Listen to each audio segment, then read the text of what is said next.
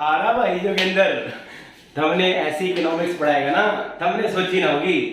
तो भाई last class में हमने पढ़ा था इंडियन इको का चैप्टर नंबर फर्स्ट का एग्रीकल्चर टॉपिक। आज हम पढ़ने जा रहे हैं इंडस्ट्रियल सेक्टर। ठीक है जी, इंडस्ट्रियल सेक्टर।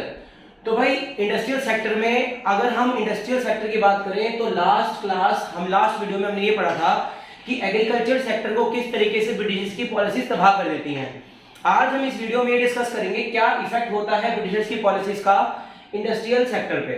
तो जब हमने इंट्रोडक्शन पढ़ी थी, इंट्रोडक्शन में हमने ये पढ़ा था कि जब सबसे पहले ब्रिटिशर्स इंडिया में आते हैं तो उनका एक ही गोल होता है, इंडिया से रॉ मटेरियल्स को लेके जाना और अपने फिनिश गुड्स को इंडिया के अंदर बेचना। तो मतलब इंडिया को उन्होंने क्या एक रिड्यूस कर दिया था, britishers reduce India to just a mere supplier of raw materials and a consumer of finish products. तो मतलब जितने भी रॉ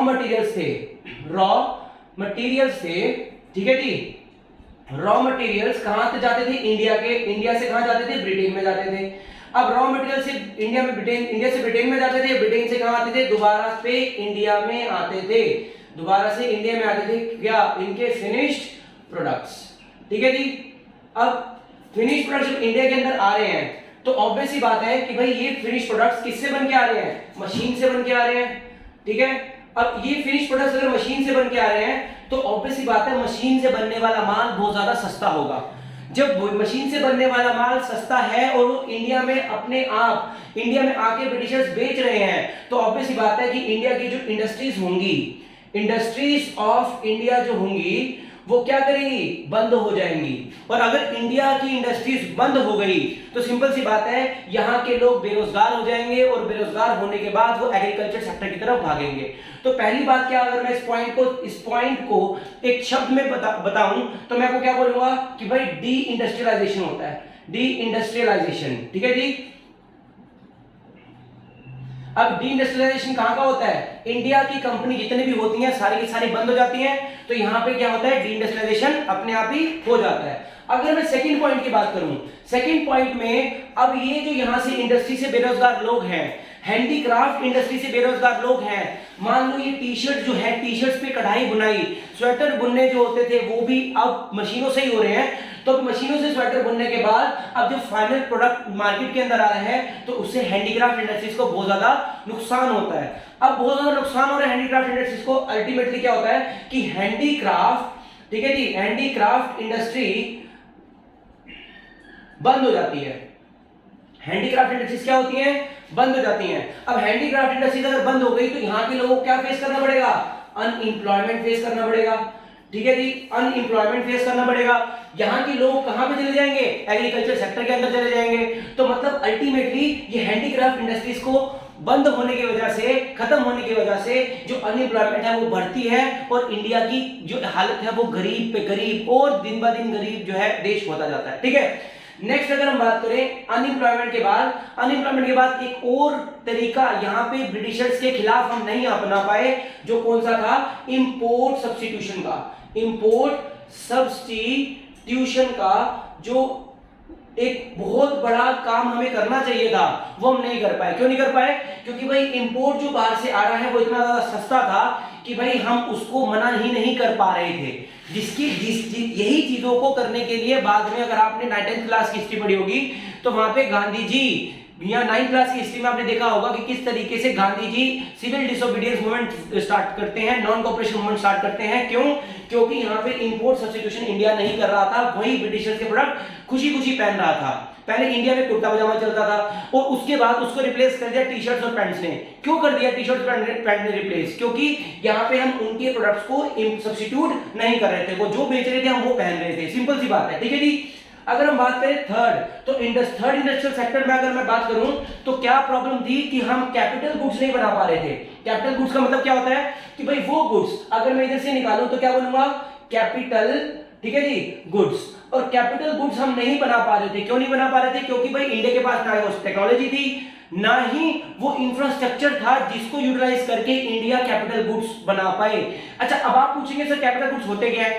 कैपिटल गुड्स वो गुड्स होते हैं जो कि दूसरी मशीन्स को बनाने काम में आते हैं। लेट्स से कि मेरे घर में एक वॉशिंग मशीन है, मुझे वॉशिंग मशीन बनाने के लिए भी तो कोई ऐसे गुड्स चाहिए ना जो कि मेरी वॉशिंग मशीन को कंप्लीटली बना पाए, या फिर कोई ऐसी मशीन चाहिए जो कि उस वॉशिंग मशीन को बना पाए। तो अल्टीमेटली वो गुड्स जो कि दूसरी मशीन्स को जन्म देते हैं, वो ऐसे मशीन्स जो कि दूसरी मशीन्स को जन्म देते हैं, उनको मैं क्या बोलता हूं, उन मशीन्स को मैं क्या बोलता हूं, कैपिटल गुड्स बोलता हूं, और वो काफी सालों तक चलती हैं।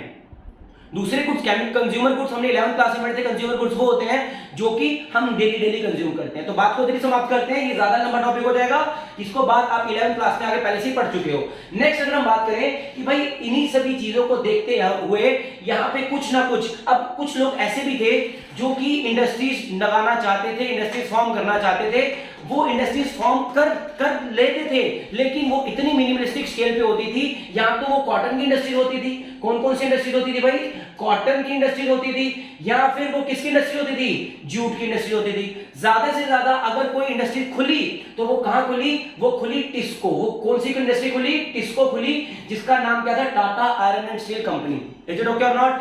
तो अल्टीमेटली जो कॉटन की इंडस्ट्रीज थी वो आपकी कंसंट्रेटेड थी कौन से वाले रीजन में, महाराष्ट्र वाले रीजन में, क्योंकि वहां पे ब्लैक सॉइल होती है। ज्योग्राफी में आपने पढ़ा ही होगा, ठीक है, 9th एंड 10th स्टैंडर्ड में। अगर नहीं पढ़ के आए तो भाई फिर तो थारा भाई जो जेंडर को सुनो ना तुम, मेरी बात समझ में आ रही है? तो अल्टीमेटली कॉटन की जो इंडस्ट्रीज थी, कॉटन की इंडस्ट्रीज कहां थी भाई, महाराष्ट्र और गुजरात के अंदर बहुत ज्यादा अच्छे से कंसंट्रेटेड थी। भाई जूट बंगाल के अंदर मिलता था, तो ये जूट बंगाल के अंदर मिल रहा था, तो अल्टीमेटली ये जूट था कि जूट की इंडस्ट्रीज बंगाल बांग्लादेश वाले इलाके में आपको मिलती थी। मेरी बात समझ में आ रही है नहीं आ रही? तो अल्टीमेटली ये कुछ ऐसी चीजें थी जिसके कारण आप सबको दिख रहा होगा कि हर एरिया में यहाँ पे प्रॉब्लम चल रही है।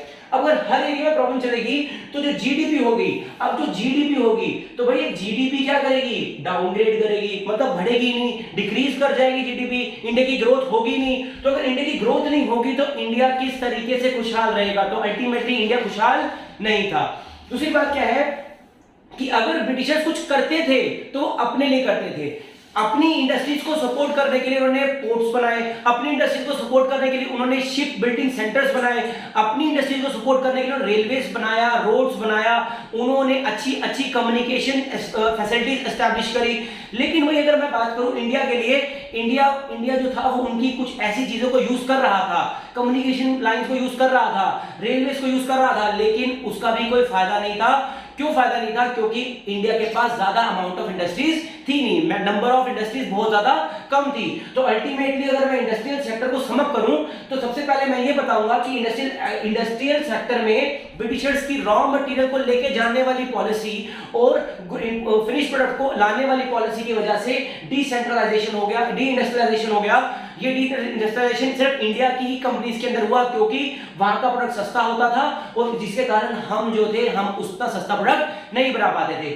अब इंडस्ट्रीज बंद हो गई, हैंडीक्राफ्ट इंडस्ट्री भी बंद हो गई इसी कारण, जिसके कारण क्या हुआ, अनएम्प्लॉयमेंट एकदम से बढ़ जाती है। अगर अनएम्प्लॉयमेंट बढ़ जाएगी तो यहाँ के लोग एग्रीकल्चर में शिफ्ट करेंगे, एग्रीकल्चर में लोड डालेंगे। दूसरी बात क्या है कि इंपोर्ट सब्स्टिट्यूशन हम नहीं कर पाते। तीसरी बात, यहाँ पे कैपिटल गुड्स जो है वो हम नहीं बना रहे थे, जिसके कारण हमारे यहाँ पे अच्छे से इंडस्ट्रीज में जो मशीन्स के थ्रू हम कपड़े नहीं बना पा रहे थे और प्रोडक्ट्स नहीं बना पा रहे थे। चौथी बात अगर मैं यहाँ पे सम अप करूं तो चौथी बात ये बोलूंगा कि जीडीपी इन्हीं की वजह से बड़ी डिग्रेड हो गई थी, इन्हीं की वजह से यहाँ पे बहुत ज्यादा प्रॉब्लम थी जीडीपी के अंदर, जिसके कारण इंडिया अच्छी ग्रोथ नहीं देख पा रहा था। पांचवी बात कि पब्लिक सेक्टर जो सरकार गवर्नमेंट उस टाइम जो भी काम कर रही थी वो खुद के इंडस्ट्री के लिए कर रही थी, इन इंडस्ट्रीज को कोई सपोर्ट नहीं मिल रहा था। इसी के कारण जो कुछ इंडस्ट्रीज आती हैं वो महाराष्ट्र और गुजरात वाले रीजन में आती है जो कॉटन इंडस्ट्रीज होती हैं, बाकी जूट वाली इंडस्ट्रीज आपको मिलती है बंगाल वाले रीजन में। और टाटा की आयरन एंड स्टील कंपनी जो है वो कुछ साल पहले 1907 में इंडिया के अंदर जन्म लेती है, लेकिन बहुत ही लिमिटेड स्केल पे काम कर पाती है। ठीक है जी, तो आपका ये इंडस्ट्रियल सेक्टर मैंने बहुत ही अच्छे तरीके से यहाँ पे आपको समझाया है। अगर आपको ये वीडियो अच्छी लगती है then like share and subscribe. मिलते हैं अगली वीडियो में, तब तक के लिए शब्बा खैर चौधरी सारा टिंगडम एंड थारा भाई टीचर बहुत अच्छे से पढ़ाएगा, इसलिए इस चैनल को सब्सक्राइब कर दो भाई।